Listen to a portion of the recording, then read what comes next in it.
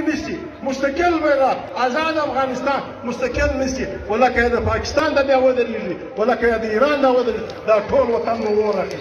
دا ټول وطن مو نه اخلي موږ دې ولې نه یو موږ پاکستان ماتول نه غواړو پاکستان موږ ملک دی پاکستان په افغانستان کې مداخلت نه کوي دلته به پښتون بلوچ سندی ما ته یې بلوچ پېژني وویل نو مې لاغم ما جوړ و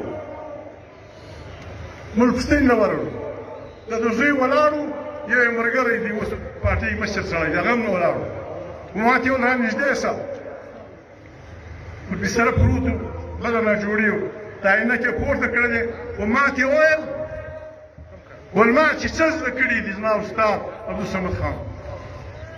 دا ما ته دا بلوچ رهنما زوی یې ولاړ دی هغه ملګری نوم یې بیا ما اخذ بیا بیا دی خپله واخلي زه تا ته یو خاص کوم ما ته یې وویل ما ته یې وویل زه تا ته یو خاص کوم ما څه خاص پارټۍ ته تا ته یو خاص کوم پښتونخوا ته یو خاص کوم چې پر بلوچستان به سوکه لاس دی بلوچان ناپوه خلک دي موږ نن په خاص حالت کې یو موږ دې بلوچ عزیزانو ته وایو لکه څنګه چې ستا مشر وویل پر بلوچ باندې یا پر بلوچستان باندې سوکه لاس ږدو ستا بلوچستان دې زنده باد وي زه دې ملګری یم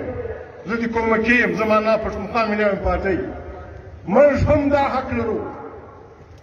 پښتنو عزیزانو نو خدای وخت دی پر دې به بیا غږېږو په یوه خبره به ځان پوهوئ دغه ستا صوبه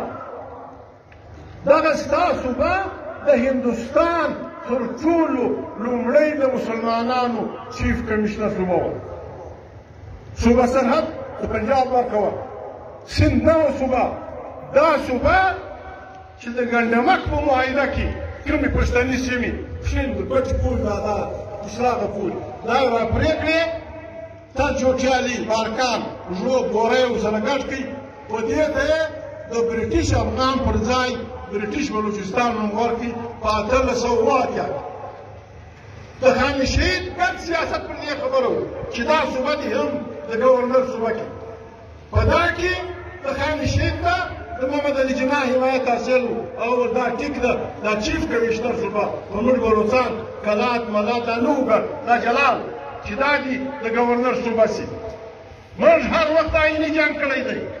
موږ هر وخت آئین برابرستي خوښې ده نن زموږ ضرورت دی د پښتونخوا وطن سیاسي پاچیانو ته هم وایو بلوچ پاچیانو ته هم وایو زموږ نوې مرحله د تحریک به فیصله نه ده شوې به دا وي چې موږ